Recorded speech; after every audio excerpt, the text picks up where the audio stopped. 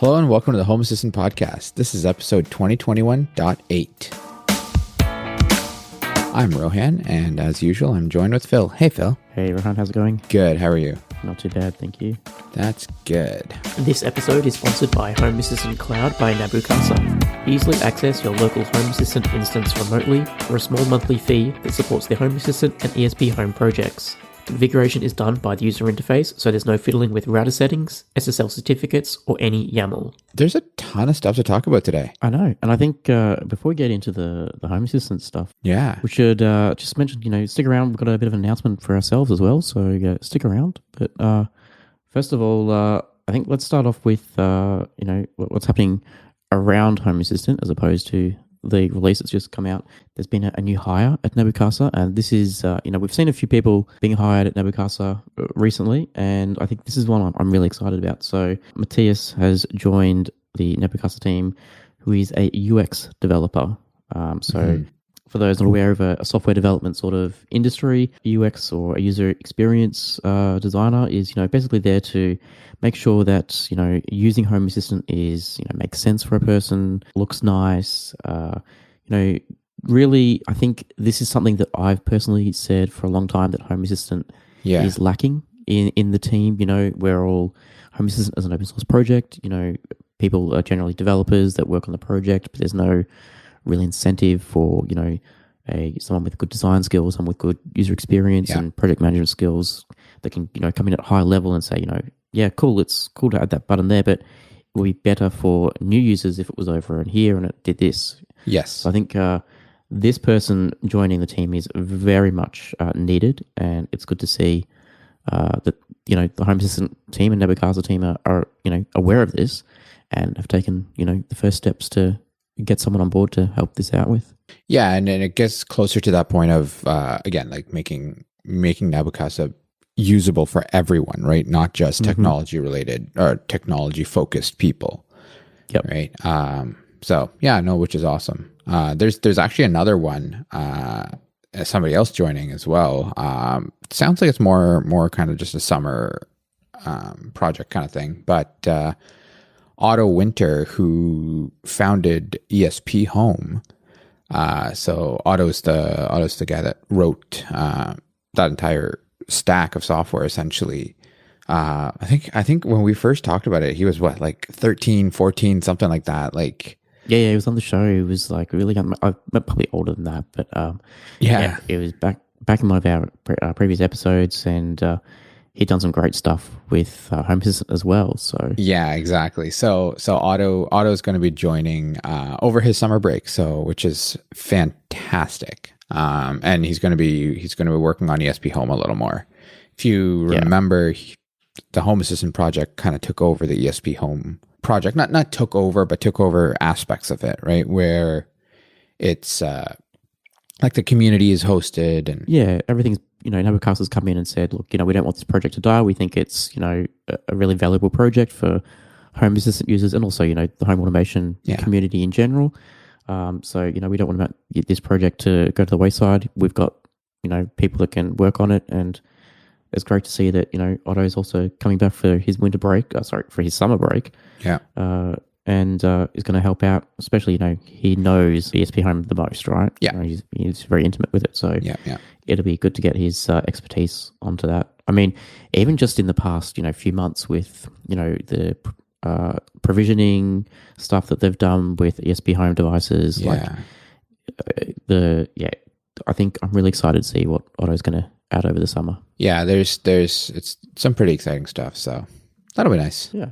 But one thing I'm really excited to see coming to Nabu Casa, as opposed to Home Assistant, just is the new payment methods that they've announced. So they are currently working on upgrading the Nabu Casa payment system. So if you are a Nabu Casa subscriber, you'll be aware that every month, $5 comes out of your credit card or PayPal account.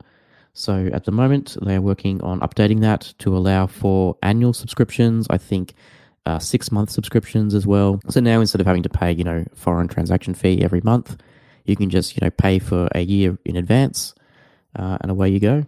Yeah. And as well as US dollars, they're also going to add in support for paying in euros as well. So people in Europe won't have to pay a foreign transaction fee or a currency conversion fee, I should say, to support Nabu Casa. So let's talk about 2021.8. Bunch of new features in here as well. First, I mean, it's been a big topic, is the energy dashboard. I don't think you can talk about anything like this release is the energy dashboard, right? Yeah, yeah, exactly. So this is, if you haven't seen it or if you haven't seen the announcements, if you've missed it somehow, basically Home Assistant has a new energy dashboard that they've built in.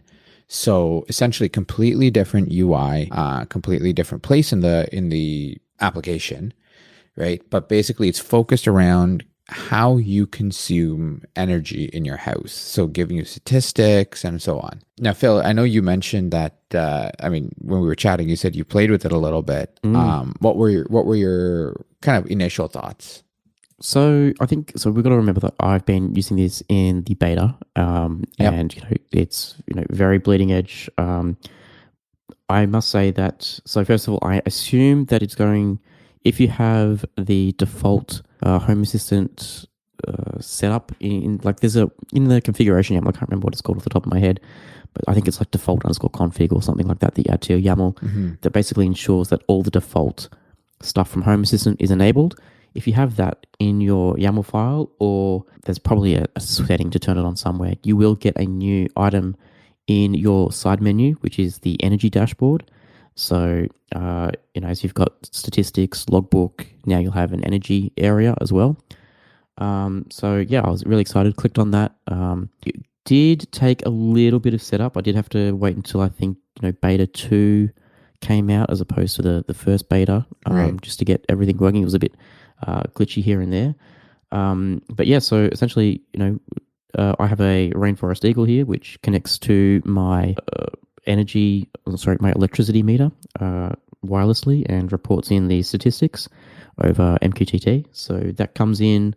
I had to do a bit of fiddling around to get the reporting to be accepted by Home Assistant. So, and I think this is where it's sort of, for me at least, and as I said, I'm using the beta. This is the first iteration of the energy dashboard, so it's not ideal.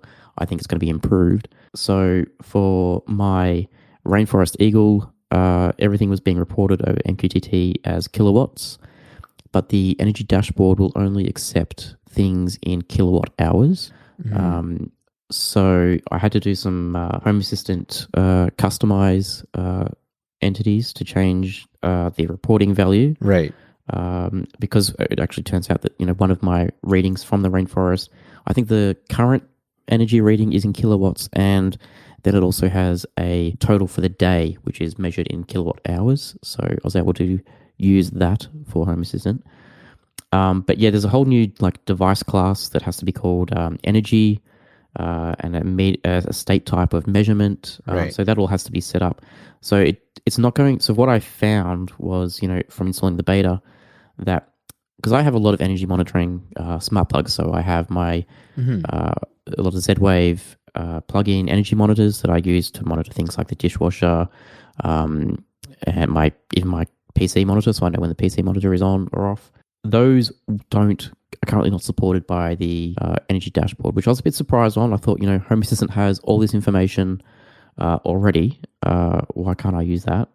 So I think there's going to be a few breaking changes coming along, or a few changes required across Home Assistant over the next few releases. I'm going to imagine, just to update energy reporting devices from either watts or kilowatts or whatever to be supported into kilowatt hours for the Home Assistant energy dashboard. I like I don't have any solar panels, so I wasn't able to see the whole breakdown of what I'm generating back to the grid, what my home is generating. But apart from that, the energy dashboard is literally just a dashboard. It gives you a 24-hour bar chart of how much your home has used for the day. Right. And you can then monitor individual devices. As I said, I'll have to wait for a lot of the individual components to be updated to support that. I think for a first release, it looks great. I know if you're a Nabu Casa subscriber, they sent out a newsletter with some nice mock-up screenshots. I don't think those mock-up screenshots are accurate yet. Yeah. You know, it's obviously they're working towards it. It'll be much nicer when they get there. But yeah, I think it does what it says on the tin. It shows me a 24-hour bar chart of where my energy or how much energy I've used, and hopefully, as you know, the components move around and get updated, I'll be able to nail that in and see, you know, okay, the dishwasher was X percent, you know, the washing machine was another percent. But yeah, I think it looks great. I know there's been a few people saying, oh, it's a different style to other Home Assistant components. Yes. It looks different. Yes, it does look different, but you know, that's where you get, you know, people like Matthias that have just joined the Nabu Casa UX team that will, you know, come in and then eventually refine it once all the features are there, and give, you know, the whole app consistency. So I'm not too concerned about that. Yes. And it's I think one thing we have to say is, again, it is beta, right? And yeah. It's two things. One is you got to wait for this dashboard to catch up to Home Assistant. The other way as well, where you have to wait for Home Assistant to catch up to this dashboard. That's it. And I think, you know, we've also got to remember that this is the first release with the energy dashboard, you know, in it. So, for example, as I said, like I can only see 24 hours worth of data, right? So the data I'm publishing to my Influx DB, where I can, you know, go back 6 months and see trends and all that, right, is much more useful to me than what I can see at the moment in the past 24 hours just in this energy dashboard. Yeah. Which, as I said, I don't know what Home Assistant is looking to, where they want to go with this dashboard. Do they want it to be just 24 hours as a quick glance, and then if you want to do long trends, you know, you continue to use InfluxDB as you do now? I don't. I'm not sure where they want to go, but I think this, you know, especially if you've got solar panels, this is going to be a great little addition for you.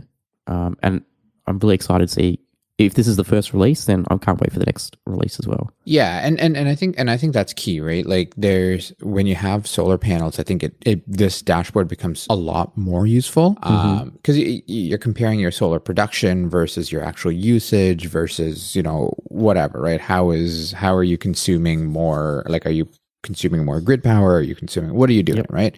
So I think, you know, that's really nice, especially when you're monitoring all of that stuff and trying to optimize. I mean, we've talked to several people on the show in the past where, you know, we've talked about, okay, well, you know, at night I turn off these things because I'm not producing solar and blah, blah, blah, right? Like whatever it is, or based on how much battery I have left or how much energy I have left that's stored, I'll turn on the washing machine or whatever that is, right?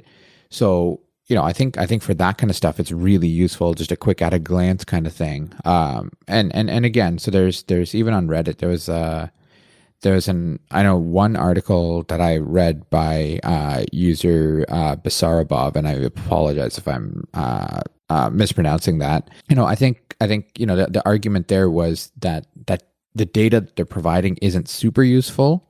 I think I don't know enough about energy production or anything like that, you know, to say, hey, you're wrong or you're right or whatever, right? But, you know, does that mean that, you know, there might be down the road, hopefully there's some options to customize what you see and how you see it and whatever, right? I think we've got to also remember, like, this is, as I said, this is the first release of the energy dashboard. It's beta. There's actually a lot in here, right? So as I said, I don't have solar panels, so I can only use a third of what the features are in this current energy dashboard. So if you do have solar panels and they do integrate with Home Assistant, you can see in real time your production, you know, how much of you're using from the grid and how much you're using from the solar panels.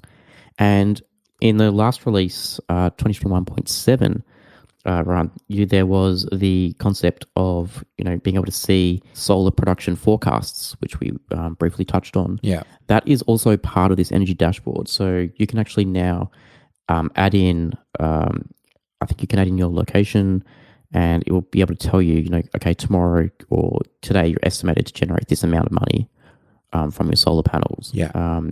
One feature I haven't tried to use yet, which I'm excited to do, I think, is the carbon emission setting as well. So you can actually add a grid carbon footprint. So there's a CO2 signal integration that's part of it. So you can put in your location and using your energy metering that you're sending, that Home Assistant now knows about, you can actually see what sort of impact you're having in the environment in real time too. So right.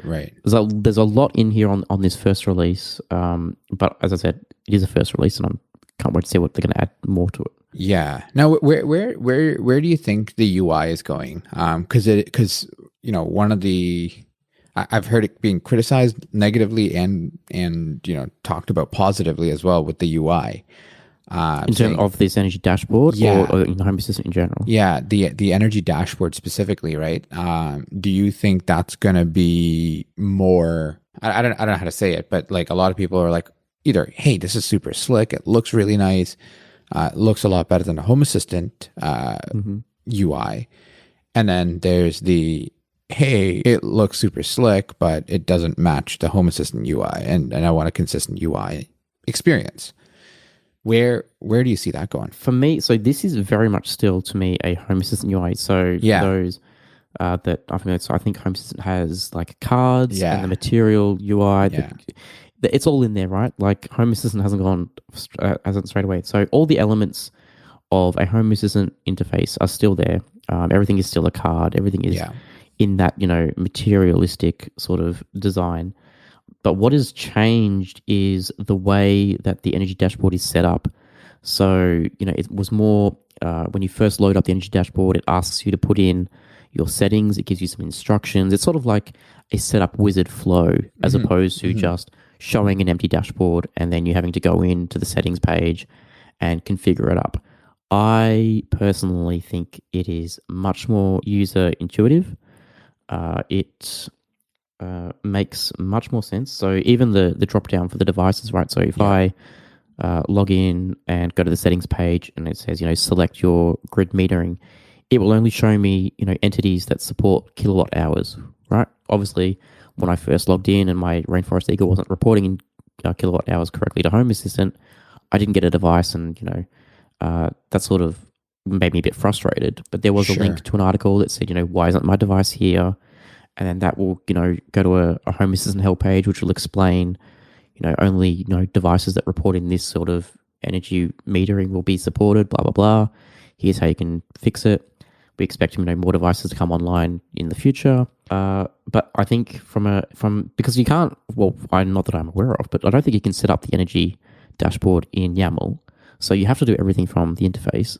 And from an onboarding perspective, I thought it was fantastic. Right. Yeah, which makes sense, right? I think that flow has started to get better and whatnot, right? But I think it's also kind of what you said. You kind of need that default config in Home Assistant still, right? So like for me, I actually upgraded the beta last night, and I don't have the default. I have my individual components, and I don't see it. Yep. Right. Okay, so that makes sense.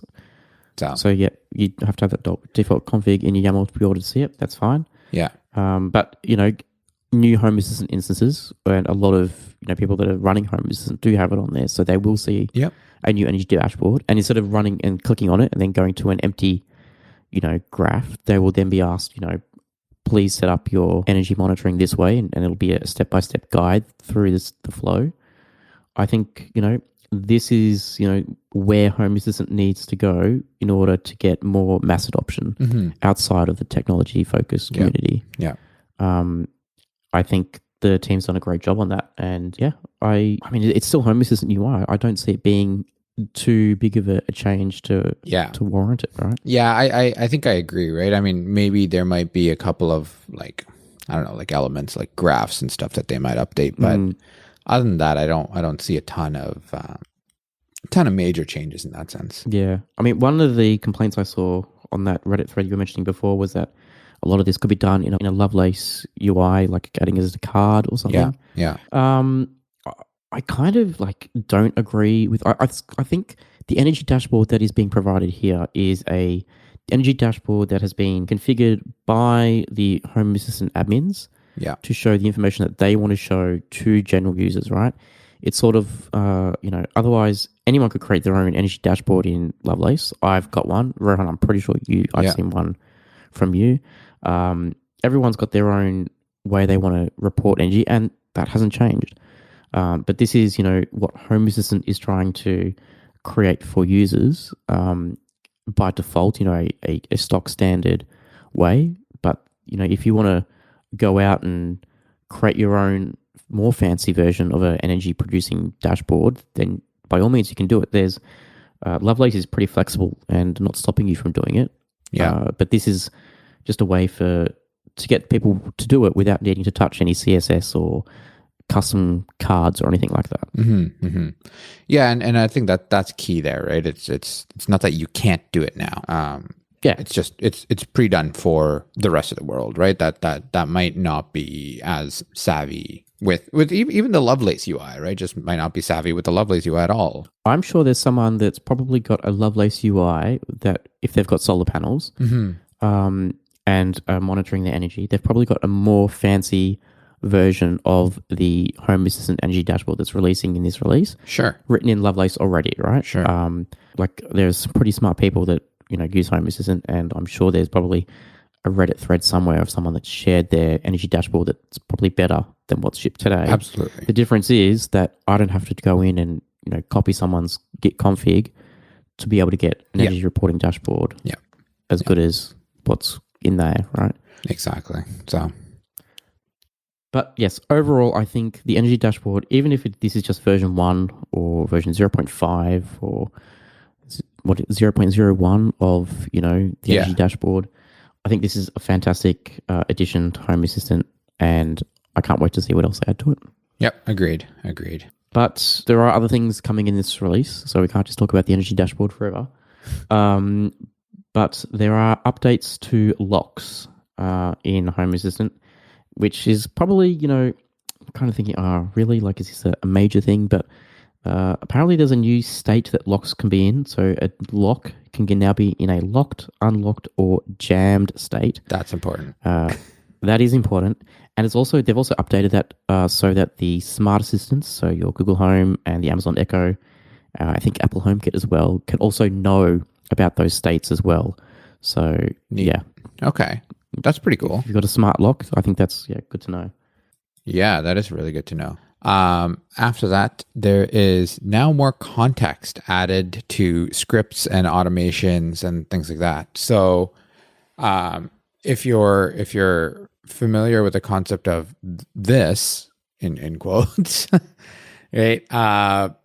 So when you create scripts and automations and things like that via YAML, an instance can be kind of called upon, right? That it can be accessed with a this something template or this something object. So yeah, I'm trying to explain this in a way that's not programming specific for everybody that's listening that's not a programmer or doesn't know these kind of constructs. But basically when you can call in program you can call itself by saying, hey, this, and then you provide whatever operation you want to do from that object that you're calling it, and it's a lot of times it's referred to as this, right?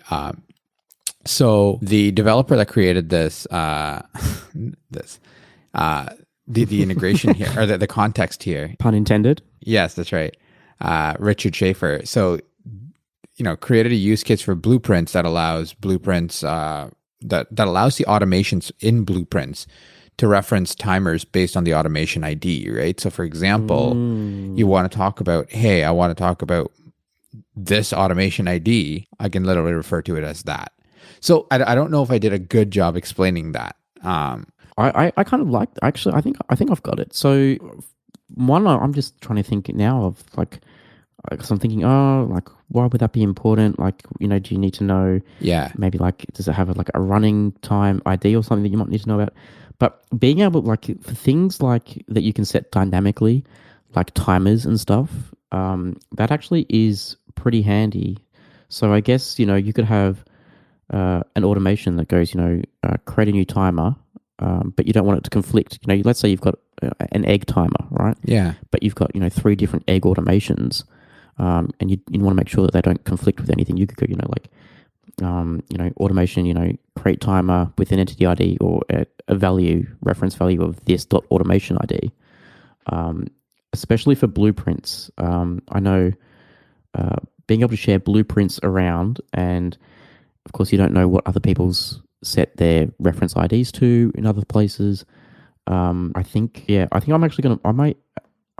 I've been thinking about updating my dynamic presence, my not so binary presence, for quite some time to be blueprint supported, and I think this is finally going to be able to let me do this. So I'm gonna definitely be playing around with this. I think you've explained it well enough. Okay, that's good. Yeah. But I think a lot of people won't use it unless you're going down the level of blueprints or doing some advanced coding. But I think it's a great little addition. I like it. In the same vein, I noticed that there's now some new device template functions that have been added for YAML users. So right now, there are separate functions that you could use against entity IDs. For example, you could get a state of a device using the states, and then provide the entity ID. But if you instead want to use a Home Assistant device ID, there's now a few new functions added into the Home Assistant template engine. So, for example, you can provide a device ID to one of the new functions available, and it will return you the applicable Home Assistant entity ID. So, once again, really good use cases for advanced users if you need to go to that level. But there you go. They're in there. That's right. Alarm panels. Now you got a vacation mode. So awesome. Right? So if you want another way for your house to know that you're on vacation or you're not home for an extended period of time, whatever that might be. So your alarm states can now be armed away, armed home, disarmed, armed night, and armed vacation, which is great. So you can do, a lot of people do have a vacation mode. I have a vacation mode in my Home Assistant install, right? But that's literally just a flag. It's a binary sensor that triggers. So that means that someone could just turn that flag off, right? And then bam, their vacation mode is off. But now, because this is part of an alarm panel, they'll need to put a code in to be able to turn off vacation mode. Right, exactly. I mean, in my case, vacation mode is more just around my HVAC settings and stuff like that. So fine, I might spend another $5 on my house's heating or AC or whatever. But it does. It is nice to see that is now native into Home Assistant, right? So I'm going to have to add that in, I think. Yeah. I like it. If you're using Z-Wave.js as part of this release, dead Z-Wave.js devices will now be marked as unavailable in Home Assistant. So generally this is for battery devices in Z-Wave. So if they run out of battery, they'll stop reporting in, or if they go out of range. I think previously they would have just been stuck. You wouldn't have been able to see any updates to them. Right. Home Assistant will now use the unavailable state, so you can now trigger automations against them. So, if the battery runs out and everything's gone unavailable, you can know that they're actually unavailable. I believe I haven't used Z-Wave.js yet. I'm excited to move over eventually. I believe there is a parent node or a parent device in Home Assistant that you can still use to see the device that it is, available, it's connected, or it's paired. But the devices under it will just be unavailable. So it might be a breaking change, I guess, for this release, just something to be aware of. But I think the new unavailable state that's been in Home Assistant for a while, having those, dead devices go unavailable instead of just being paused and not doing anything is much, much better. Yeah, agreed. Tesla. So if the Tesla integration now supports accounts with MFA or multi-factor authentication. So if you use MFA on your account, that now carries forward through the Home Assistant, and if you don't, you really should. So go turn it on. And you can now remove. So if you're using the Workday sensor in Home Assistant, you can now remove specific holidays by their name. So, for example, if you generally work on Christmas Day but get all the other public holidays off, then you can tell Home Assistant to treat Christmas Day only as a working day. So good for shift workers, good for essential workers, people that generally might work a specific holiday or something. I think that's a great little addition there. That's awesome. Also, one thing we didn't really put in the show notes, but I'm going to talk about anyways, is the Siren update. So so so there's now a Siren entity that you can use. So it's an entire platform on its own, and so they have support for like a Z-Wave JS based Siren right now. Yep. So pretty cool. In case you want to do stuff with your Siren, right? So in terms of saying like, hey, turn on the Siren, turn off the Siren. So I'm guessing the Siren will then have different states, right? Like a Siren could be like alarming, idle. Yeah. Well, so I don't see a ton of like states in that sense right now. So right now it's mostly, well, just looking at the documentation, there's mostly just services, right? So Siren turn on, turn off, and toggle. Turn on obviously is turn it on, but then you can also send a couple of different things. So tone, duration, and volume level. Will you do that? Interesting. Yeah. So and then the volume levels, between 0 and 1. So basically your percentage, right? And then you can turn off the Siren and or toggle. So if it's on, then make it off. If it's off, make it on. But that's very interesting. I've always been I've never trusted my automations to warrant a Siren. Like I would always be worried that I will get a phone call from a neighbor while I'm at work, but my Siren is going off because I haven't coded in my Home Assistant logic correctly. Yeah. So yeah, I don't know. Like I've never ventured down the Siren path. But I'm not. Yeah, I'm not against sirens. I actually do think they're effective, right? So, but I also think that along with the siren, you would also want to send some kind of like actionable notification to be like, hey, turn siren off. Yeah. Right. Because otherwise, you're going to be annoying the crap out of your neighborhood, and that's it. Yeah. Yeah. I'd also want to be comfortable in that if the siren is going off, that Home Assistant actually knows it's actually alarming, as opposed to, I don't know. Yeah, exactly. Like I don't see anything in here that talks about Home Assistant knowing outside of, the toggle being on or off, but it's a start. All right. So some breaking changes, as always, there's a whole bunch that you'll have to read the release notes yourself on, but we've taken some highlights here. So HomeKit was previously the on-off switches provided to HomeKit by scripts would enable or disable a script. So it's probably likely that wasn't what you expected, when you was talking to Siri, turn on the living room movie mode, that would do nothing. So pressing a script switch in HomeKit will now run the script in Home Assistant.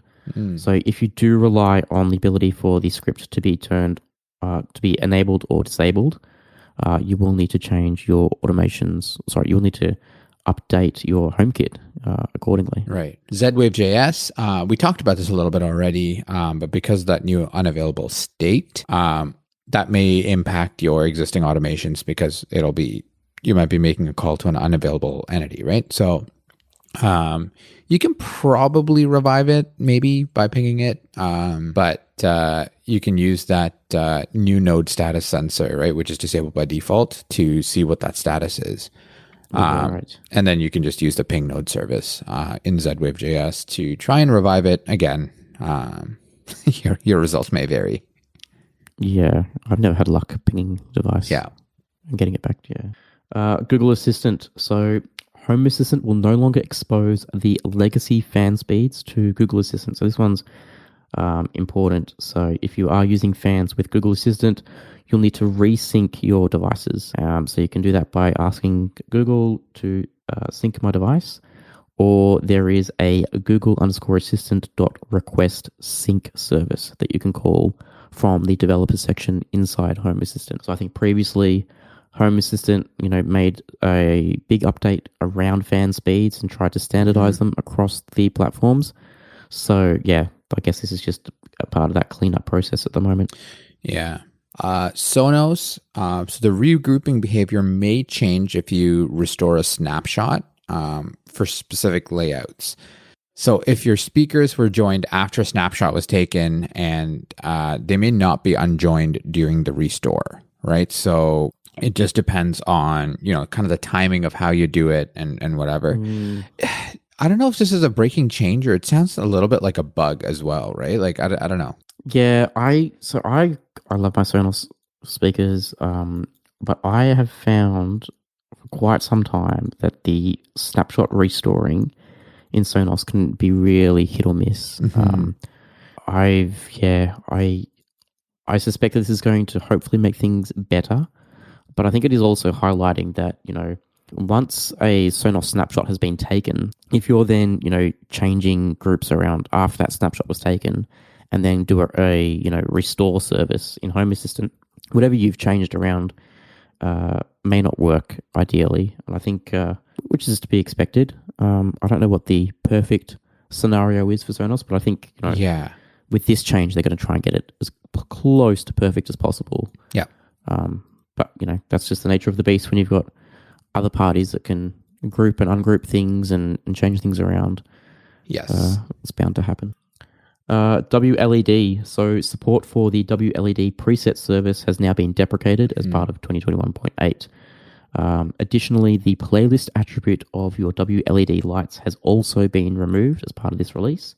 So you should move over to the new select entity for these lights, which is what we discussed in the previous release episode, 2021.7. And the Home Assistant supervisor, so snapshots are being renamed to backup. So this can be pretty important, actually. So because a lot of folks do back up their Home Assistant instances and in an automation as well.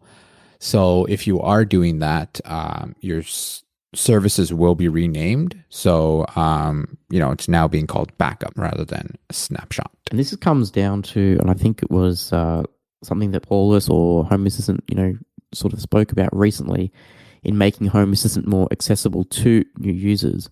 And that is, the language that Home Assistant uses. And one of the things that came out was, don't call a backup a snapshot, right? Like don't make things, someone shouldn't need a thesaurus or a dictionary with them to understand what something does inside Home Assistant. And I think this is a very clear candidate for change here. So, as a developer, we know what snapshots are. Yeah. But as, a person that, maybe just uses Microsoft Word and sends them emails on a computer, they know what a backup is, but they don't know what a snapshot is. Exactly. I'm torn with this one just because I'm exactly with you, Phil. Like I think it's important to use proper verbiage, but at the same time, it's like, oh man, this is causing a breaking change, right, for a lot of folks. Yes. Yeah. So I get both sides of it, right? I think a snapshot isn't necessarily intuitive for not technical users because again, that is like let me take a snapshot in like VMware or something like that, right? Like it's or whatever, but that's not necessarily, you don't say, hey, let me snapshot this USB key, right? Or let me snapshot this file into a USB key. You take a backup of the file into a USB key, right? So I think that verbiage is very important for just general, just everybody to be able to use Home Assistant, but at the same time, it's still kind of inconvenient. So I'm torn about it. I don't use Home Assistant Supervisor, so I'm not in a supervised installation, so I really don't care. I just think it's my opinion on it, right? Yeah. And I think a lot of people share that too, right? Yeah. Like, I have to go in and change snapshot to backup, right? It's good and bad. Yeah. So.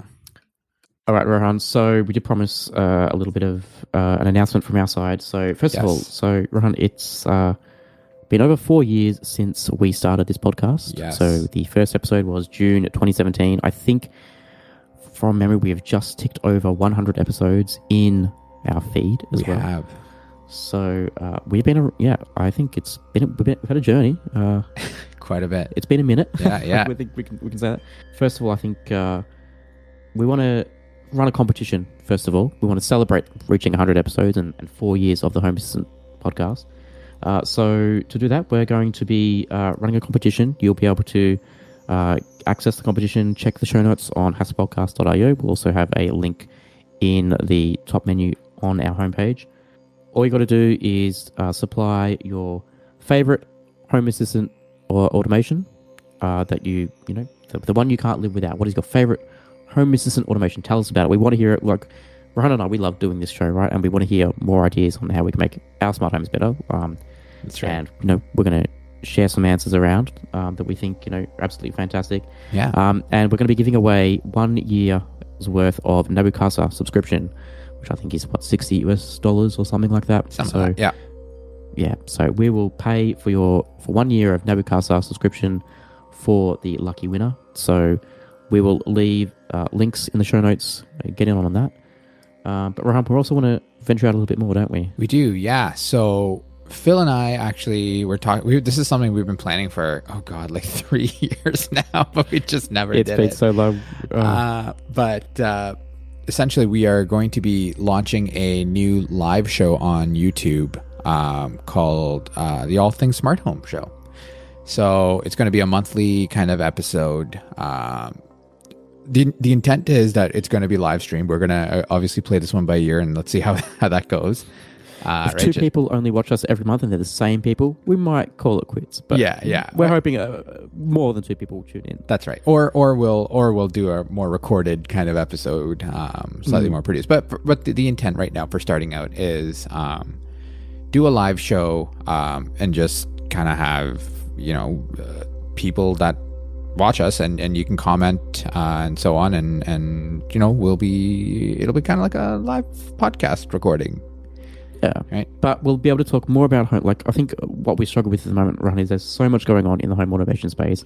Yeah. We've brought in different sections along the way. We've had the Cloud Strikers back. We've had, a lot of different things. And then, of course, there's not just Home Assistant out there. There's whole other, home automation controller softwares out there that, people will be doing cool stuff with that too. And we want to hear it all. We want to suck that all up and get as many ideas. Really, it's just Rohan and I wanting to get more ideas for our own smart homes. Exactly. But, I think, we'll be able to bring more to it and hear more from everyone, right? Like just... Yeah. So first of all, we should just start up saying nothing is changing drastically to the Home Assistant podcast. We are still here. We're still very much got our people to interview. We're still pushing out release episodes. We're still pushing out our guest episodes. Yep. But we want to branch out a little bit. So, check the show notes. We'll put some links and socials and all that down there. Yeah, so monthly show, it's live. So we will eventually, I think we'll have to decide on a date and time that works for both of Rohan and I, and works for viewers as well. We'll then try and publish the date and time so that everyone knows what time we'll be going live and can join in and join in on the fun. But yeah, I think we're planning sometime in September, but we'll obviously join the socials and you'll be the first to know. That's right.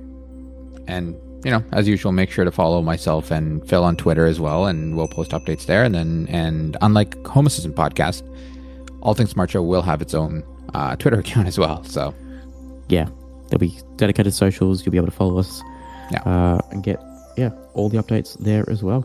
Rohan, do you have anything else we need to talk about?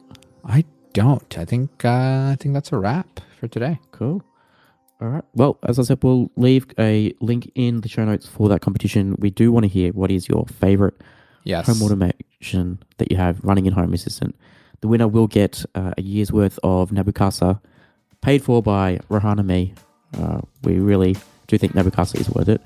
And yeah, I think that wraps it up for today. Thank you very much. Perfect. Thanks. Cheers. Cheers. If you want to share your Home Assistant journey or come on as a guest, reach out to us at feedback@hasspodcast.io. That's HASS podcast.io.